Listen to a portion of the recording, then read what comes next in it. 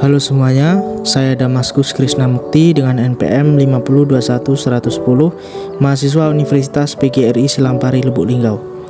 Pada video kali ini, saya akan menjelaskan mengenai konsep dan pengembangan pembelajaran IPS di sekolah dasar pada kurikulum 2013 dan IKM. Selamat mendengarkan. Konsep pembelajaran IPS di sekolah dasar pada K13 dan IKM. Ilmu pengetahuan sosial atau IPS merupakan bidang studi yang mempelajari, menelaah, serta menganalisis gejala dan masalah sosial di masyarakat, ditinjau dari berbagai aspek kehidupan secara terpadu. IPS diajarkan pada pendidikan dasar dan menengah, sebagai dasar atau pengantar dalam mempelajari studi sosial dan ilmu sosial di tingkat yang lebih laju. Kurikulum IPS SD mengalami perubahan dari waktu ke waktu. Perubahan tersebut terjadi karena tuntutan perkembangan ilmu pengetahuan dan teknologi, serta kebutuhan dalam kehidupan. Perkembangan tiap kurikulum tersebut merupakan penyempurnaan dari kurikulum sebelumnya. Kurikulum merupakan salah satu unsur yang memberikan kontribusi untuk mewujudkan proses perkembangannya kualitas potensi peserta didik. Adapun kurikulum 2013 dirancang sebagai berikut. 1. Isi atau konten kurikulum, yaitu kompetensi dinyatakan dalam bentuk kompetensi inti kelas dan dirinci lebih lanjut dalam kompetensi dasar mata pelajaran. 2. Kompetensi inti atau KI merupakan gambaran secara kategorial mengenai kompetensi dalam aspek sikap, pengetahuan dan keterampilan atau kognitif dan psikomotorik yang harus dipelajari peserta didik di jenjang sekolah, kelas, dan mata pelajaran. 3. Kompetensi datar merupakan kompetensi yang dipelajari peserta didik untuk suatu tema untuk SD atau MI dan untuk mata pelajaran di kelas tertentu untuk SMP, MTS, SMA, MA, SMK, dan MK. 4. Kompetensi inti dan kompetensi dasar di jenjang pendidikan menengah diutamakan pada ranah sikap, sedangkan pada jenjang pendidikan menengah pada kemampuan intelektual atau kemampuan kognitif tinggi.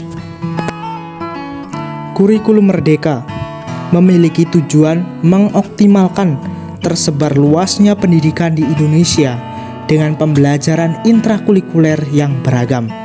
Implementasi kurikulum Merdeka di jenjang SD atau MI mengutamakan pada pembelajaran berbasis proyek demi mewujudkan profil pelajar Pancasila. Hal ini juga sangat relevan dengan pembelajaran abad 21 yang membekali peserta didik dengan keterampilan 4C yang dibutuhkan dalam menjawab tantangan zaman.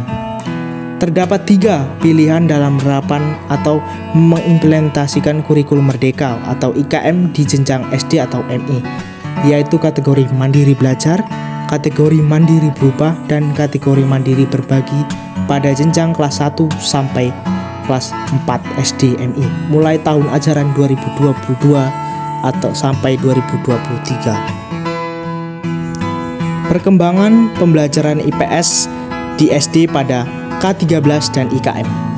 Ilmu pengetahuan sosial membantu perkembangan wawasan, pemikiran, dan kepribadian agar memperoleh wawasan pemikiran yang lebih luas dan ciri-ciri kepribadian yang diharapkan dari setiap anggota golongan terpelajar Indonesia, khususnya berkenaan dengan sikap dan tingkah laku manusia dalam menghadapi manusia-manusia lainnya serta sikap dan tingkah laku manusia lain terhadap manusia yang bersangkutan.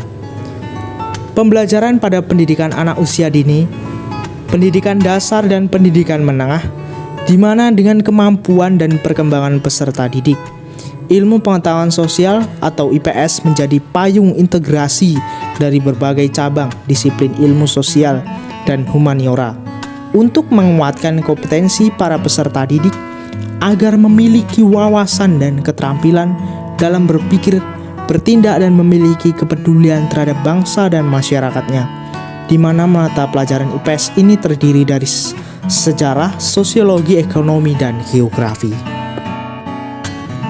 IPS bertujuan agar peserta didik memiliki kemampuan 1. Mengenal konsep-konsep yang berkaitan dengan kehidupan masyarakat dan lingkungannya. 2. Memiliki kemampuan dasar untuk berpikir logis dan kritis, rasa ingin tahu, inquiry, memecahkan masalah dan keterampilan dalam kehidupan sosial. 3. Memiliki komitmen dan kesadaran terhadap nilai-nilai sosial dan kemanusiaan, dan memiliki kemampuan berkomunikasi, bekerja sama dan berkompetensi dalam masyarakat yang majemuk di tingkat lokal, nasional, dan global. Baiklah, ini dia materi yang dapat saya sampaikan. Semoga materi ini dapat bermanfaat kita semua. Sekian dari saya dan terima kasih, sampai jumpa lagi.